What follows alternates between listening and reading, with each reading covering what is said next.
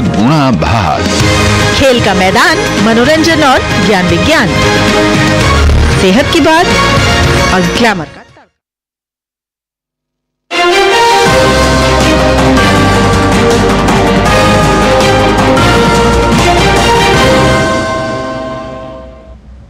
नमस्कार। हमारे इस विशेष बुलेटिन में आपका स्वागत है। मैं हूं रेशमा आपके साथ और मेरे साथ हैं मेरे सहयोगी शरद मुदगल। आइए हेडलाइंस पर नजर डालते हैं। जम्मू के पलोरा में अमित शाह की चुनावी रैली, कहा जब तक शांति नहीं होगी पाकिस्तान से नहीं होगी कोई बातचीत। 370 हटने के बाद पहली बार हो रहा है मतदान, लोगों से चुनाव को ऐतिहासिक बनाने का किया आह्वान।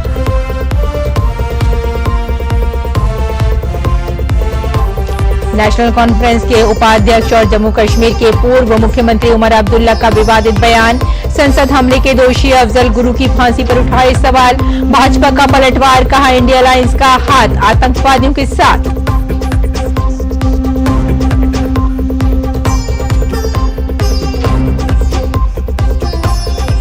हिमाचल संजौली मस्जिद विवाद मामले में नगर निगम आयुक्त की कोर्ट ने अवैध निर्माण को लेकर लगाई फटकार। वक्फ बोर्ड ने अवैध निर्माण से खुद को किया अलग, मस्जिद कमेटी को ठहराया जिम्मेदार। मामले में अगली सुनवाई अब 5 अक्टूबर को।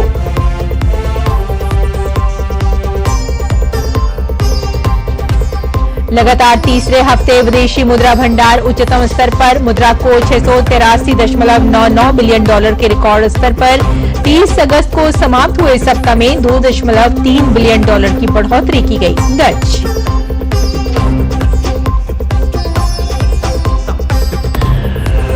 बिहार दौरे पर गए केंद्रीय स्वास्थ्य मंत्री जेपी नड्डा, पटना साहिब में टेका मत्था। सदस्यता अभियान के तहत प्रदान किए certificate. Darbhanga super speciality block का किया उद्घाटन।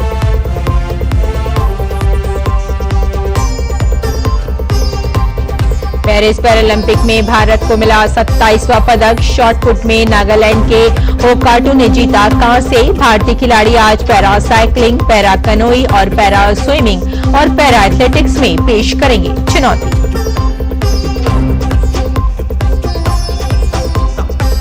और देश दुनिया में धूमधाम से मनाई जा रही है गणेश चतुर्थी। 10 दिन का गणेश उत्सव हुआ शुरू। गणपति बप्पा मोरया के जयकारों के साथ भक्तगण अपने अपने घरों में कर रहे हैं गणेश की स्थापना।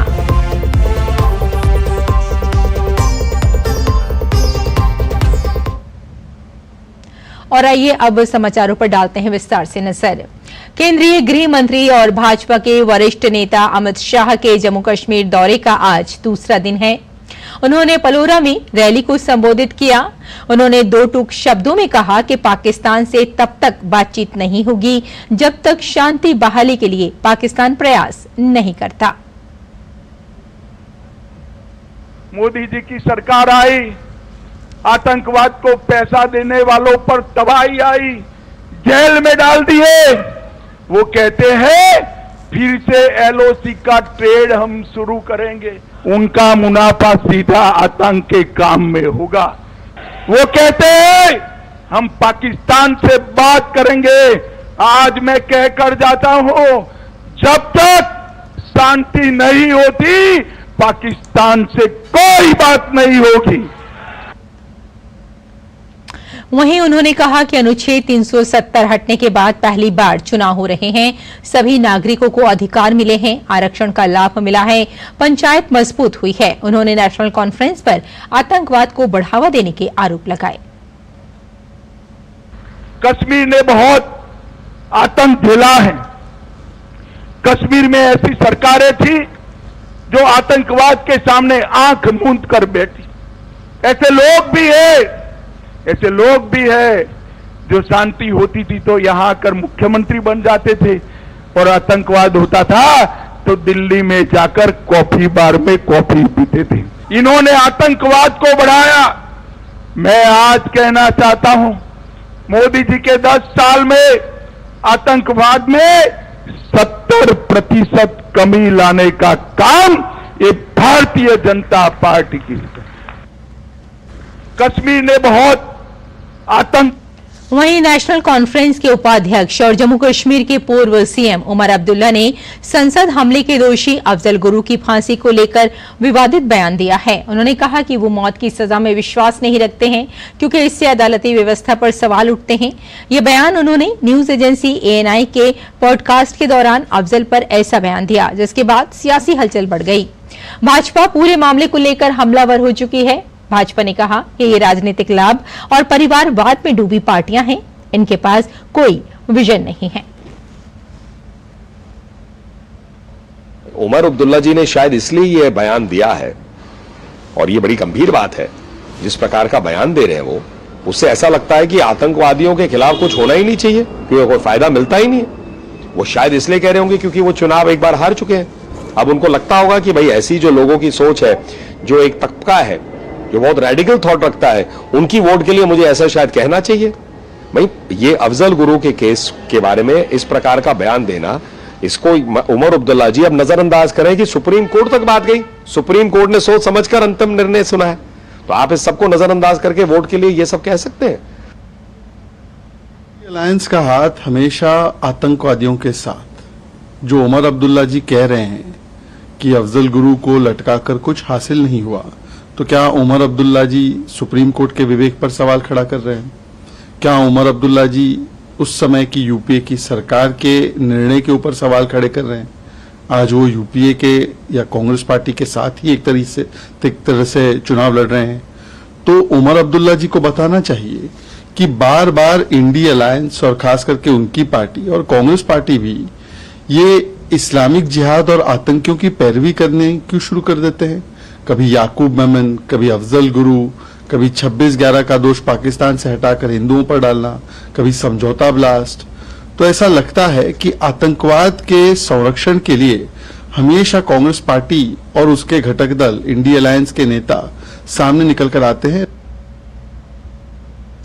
कल जो स्टेटमेंट है, मुझे लगता है कि पॉलिटिकली कुछ गेन करने के लिए उन्होंने अफजल गुरु का मसला उठाया। अगर हम देखें तो उस वक्त जम्मू कश्मीर के वजीर आला उमर साहब भी थे, और आज कह रहा है कि मुझे कोई पता नहीं है। सारे लोग जानते हैं कि उमर साहब वजीर आला होते हुए उस वक्त उनका रोल क्या था। और जहां तक अफजल गुरु का ताल्लुक है, अफजल गुरु एक आतंकवादी था। उन्होंने देश की संसद पे हमला करवा दिया और वो मैन आदमी था।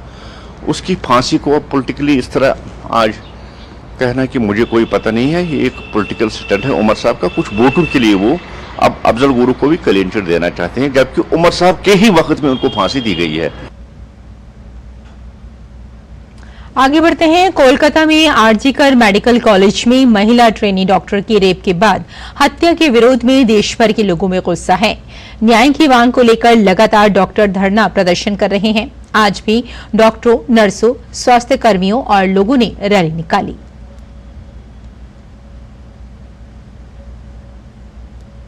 मध्य प्रदेश के मुख्यमंत्री मोहन यादव ने उज्जैन की घटना पर कहा है कि राज्य में कानून का राज है और यहां गलती करने वालों के साथ सरकार सख्ती से निपटेगी। उन्होंने कहा कि पीएम मोदी के नेतृत्व में सरकार सुशासन के लिए प्रतिबद्ध है। इस मामले पर राजनीति करने वाले लोगों को अपने राज्यों को संभालना चाहिए। इसमें कानून का राज है, जो गलती करेगा सरकार सख्ती के साथ निपटेगी और इसीलिए कोई बख्शा नहीं जाएगा। हर एक उज्जैन हो या प्रदेश हो, यशस्वी प्रधानमंत्री के नेतृत्व में हम सब सुशासन के लिए प्रतिबद्ध हैं और कोई भी राजनीति करे उनको अपने आप में गिरवन में झांकना चाहिए। उनके राज्यों की बात संभाल ले तो समझ में आता है। कलकत्ता की घटना में मुंह नहीं खुलता है और हम सब कानून के शासन से बंधे हुए हैं, इसलिए जहां भी ऐसी कोई घटना आएगी सरकार कड़ाई से निपटेगी। मध्य प्रदेश की उज्जैन में हुई शर्मनाक घटना का वीडियो वायरल करने वाले आरोपियों को पुलिस ने गिरफ्तार कर लिया है। उज्जैन के पुलिस अधीक्षक प्रदीप शर्मा ने बताया कि इस घटना के लिए उपयोग किए गए मोबाइल को भी बरामद कर लिया गया है। ये 2 दिन पूर्व कोयला फाटक पर एक महिला थी, उनके साथ एक परिचित व्यक्ति ने उनको शराब पिलाकर उनको शादी का झांसा देकर जो कृत्य किया था, उसमें जिस व्यक्ति द्वारा उस कृत्य की वीडियोग्राफी करके उसको वायरल किया गया था, हमने उसकी तलाश तभी चालू कर दी थी। इसमें एक मोहम्मद सलीम, पिता यासीन शाह, उम्र 43 वर्ष, प्रकाश नगर नागदा का रहने वाला है। इसको हमने गिरफ्तार किया, इसका मोबाइल भी बरामद किया गया, जिसमें से वो वीडियो भी हम लोगों को बरामद हुआ है। अभी हम लोग उसमें इसका आपराधिक रिकॉर्ड भी पूर्व का हम लोगों ने प्राप्त किया है। अभी इसके मोबाइल का हम लोग एनालिसिस कर रहे हैं, जिसको इसने ये वीडियो भेजा और जिन ने इसमें वायरल किया है, उसके पीछे अगर उनका किसी प्रकार का कोई प्लान है और कौन कौन लोग इसमें इन्वॉल्व है, उन सभी की हम लोग शिनाख्त कर रहे हैं और उन सभी के खिलाफ जो वैधानिक कार्रवाई है वो की जाएगी। और एनसीआरटीसी के प्रबंध निदेशक शलभ गोयल ने आज गाजियाबाद के दोहाई स्थित आरआरटीएस डिपो में मेरठ मेट्रो की आधुनिक ट्रेन इंटीरियर और यात्री केंद्रित सुविधाओं का अनावरण किया। क्या खासियत रहेगी इस मेरठ मेट्रो ट्रेन का, इसका जायजा लिया हमारे संवाददाता गिरीश निशाना ने। मेरठ मेट्रो का ट्रायल रन जल्द ही शुरू होने जा रहा है। क्या खासियत है इस मेट्रो ट्रेन की, आइए इसका जायजा लेते हैं। मेक इन इंडिया के तहत इन ट्रेनों का निर्माण किया जा रहा है, जो पूरी तरह से 100% भारत में इनका निर्माण किया जा रहा है। गुजरात के सावली में इनका निर्माण किया जा रहा है। मेरठ मेट्रो ट्रेन की डिजाइन गति 135 किलोमीटर प्रति घंटा है और अधिकतम परिचालन गति 120 किलोमीटर प्रति घंटा रहेगी। स्वचालित ट्रेन सुरक्षा और स्वचालित ट्रेन संचालन की सुविधा भी इसमें शामिल रहेगी। मेरठ मेट्रो के अंदर 2x2 की सीटें यहाँ देखी जा सकती हैं, जो बहुत ही कंफर्ट बनाई गई हैं। इसके अलावा कुल इसमें 173 सीटें होंगी, साथ ही 700 यात्री एक साथ यात्रा यहाँ कर सकते हैं। आप यहाँ देख सकते हैं, यहाँ पर खास तौर पर ये जो दिव्यांग लोग हैं उनके लिए भी खास व्यवस्था की गई है, ताकि वो आराम से यहाँ बैठ सकें। और किन आधुनिक सुविधाओं से लैस होगी मेरठ मेट्रो, इसको ज्यादा बात करने के लिए हमारे साथ मौजूद हैं एनसीआरटीसी के प्रबंध निदेशक शलभ गोयल साहब। मेरठ मेट्रो की अगर हम सुविधाओं की बात करें तो हम लोगों ने कई सारी सुविधाएं यहाँ पे देने की कोशिश करी है। सर्वप्रथम अगर सीटिंग अरेंजमेंट आप देखें, इसमें 2x2 कुशन सीट्स दी गई हैं, जो कि नॉर्मली मेट्रोज में हम लोग नहीं दे पाते हैं। उसके साथ साथ यहाँ पे लगेज रैक आप देख सकते हैं कि लगेज रैक्स दी गई हैं। टॉकबैक सिस्टम यहाँ पे दिया गया है, जिसमें कि कोई भी कम्यूटर का चाहे तो बात कर सकता है हमारे ट्रेन ऑपरेटर से। एनर्जी एफिशिएंसी के लिए हम लोगों ने यहाँ पे पुश बटन स्विच दिया है दरवाजे पे, कि दरवाजा तभी खुलेगा जबकि पुश बटन स्विच दबाया जाएगा, जिसके कारण से जो अंदर की ठंडी एयर कंडीशन हवा है वो बाहर ना जाए, और इससे एक एनर्जी एफिशिएंसी का एक प्रयास किया गया है। और एक स्पीड अगर हम बात करें, स्पीड 120 किलोमीटर प्रति घंटा, ये नॉर्मली मेट्रोज में हम लोग डिजाइन नहीं रखते हैं, बट यहाँ पे हम लोगों ने डिजाइन स्पीड 135 किलोमीटर प्रति घंटे का रखा है और ऑपरेटिंग स्पीड 120 किलोमीटर प्रति घंटे की रखी है। तो दिव्यांग अगर आता है ट्रेन के अंदर तो उनके लिए क्या सुविधाएं रहेंगी? दिव्यांग कम्यूटर अगर नीचे स्टेशन पे आता है, नीचे से ही हम लोगों ने पूरी सुविधाएं देने की कोशिश करी है। कोई स्ट्रेचर पे या व्हील चेयर पे है तो हम लोगों ने लिफ्ट को भी इस तरह से मॉडिफाई किया है, हमारे जो लिफ्ट मैन्युफैक्चरर्स हैं, जिससे कि पूरा का पूरा स्ट्रेचर लिफ्ट के अंदर जा सके और फिर उस स्ट्रेचर को हम लेके पूरा ट्रेन के अंदर तक पूरा ट्रांसफर कर सकें। और लोकेशन भी हम लोगों ने, अगर आप देखें कि लोकेशन भी हम लोगों ने स्पेसिफाई की है। आरआरटीएस और मेरठ मेट्रो किस तरह से देखते हैं? दोनों मुझे लगता है एक दूसरे को कॉम्प्लीमेंट करेंगी एंड एक मेरठ वासियों के लिए और उस पूरे रीजन के लिए एक बहुत बड़ा, मेरे ख्याल से एक बहुत बड़ा बून एक गवर्नमेंट ऑफ इंडिया और गवर्नमेंट ऑफ यूपी की ओर से दिया गया है, जिसके कारण से एक सीमलेस ट्रैवल हो सकता है। और इसमें एक मल्टी मॉडल इंटीग्रेशन का हम लोगों ने प्रयास जगह जगह किया है।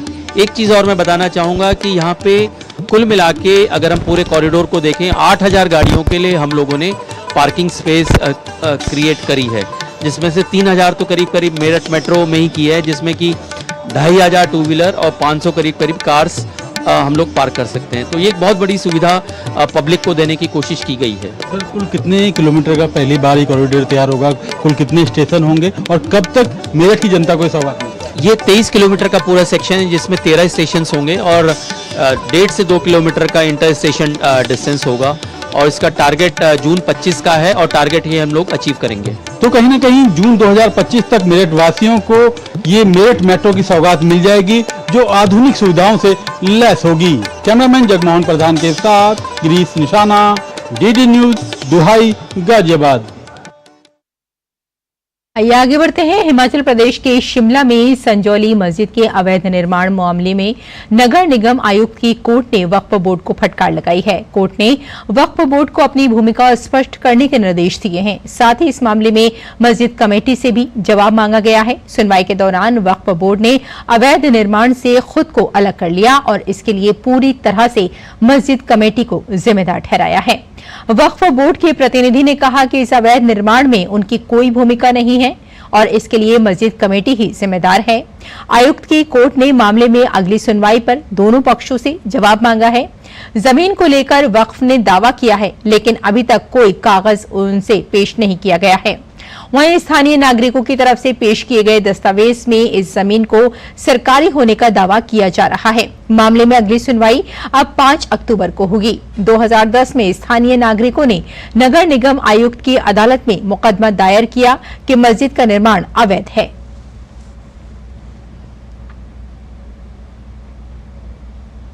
हमने लोकल रेजिडेंट्स की तरफ से आज कोर्ट में एक एप्लीकेशन मूव की है under order 1 rule 10 CPC for implement of parties.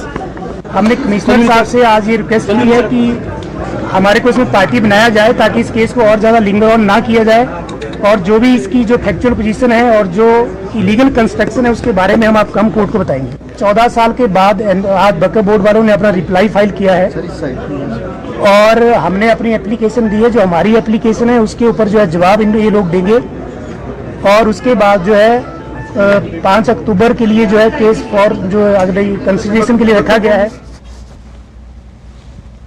Waqf board के वकील BS ठाकुर ने आज की सुनवाई के बाद कहा कि 1947 से ये संपत्ति वक्फ बोर्ड के पास है। भवन निर्माण की नई रिपोर्ट दाखिल किए जाने पर वे वक्फ की ओर से जवाब दाखिल करेंगे।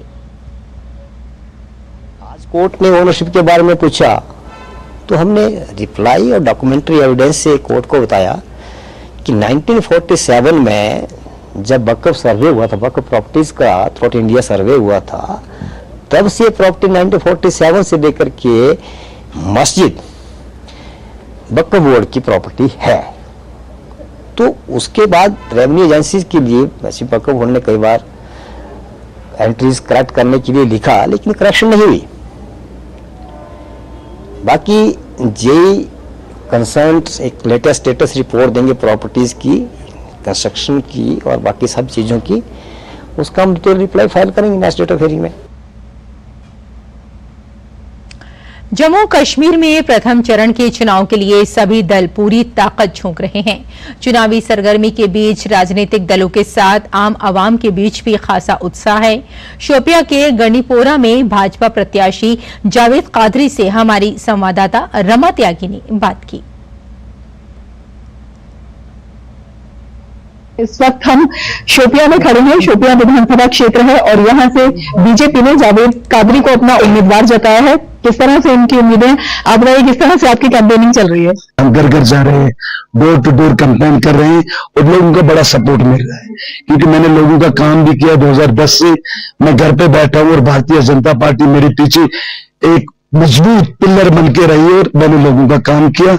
आज मैं भी खुश हूं और मेरे लोग भी खुश है। ये लोकल पार्टी ने यहाँ पे हालात खराब किए थे, क्योंकि वो लोग खुद के लिए लोगों को बर्बाद करते थे, खुद के लिए किसी के बच्चे को मरवाते थे। लेकिन अल्लाह का शुक्र है, आज भारतीय जनता पार्टी की सरकार है और यहाँ बाहर ही बाहर।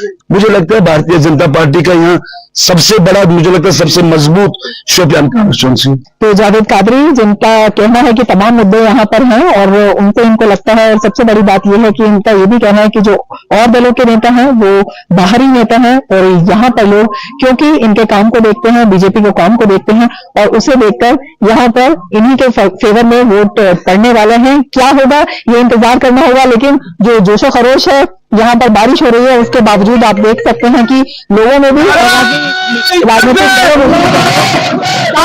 नजर आ रहा है।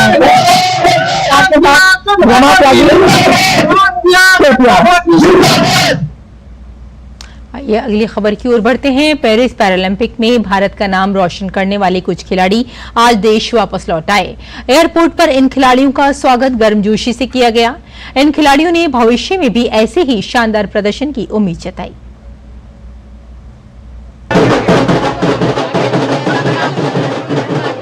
यह नजारा है दिल्ली एयरपोर्ट का, जहां ढोल नगाड़ों और बैनर्स के साथ इंतजार किया जा रहा है पेरिस पैरालंपिक में देश का नाम रोशन करने वाले खिलाड़ियों का।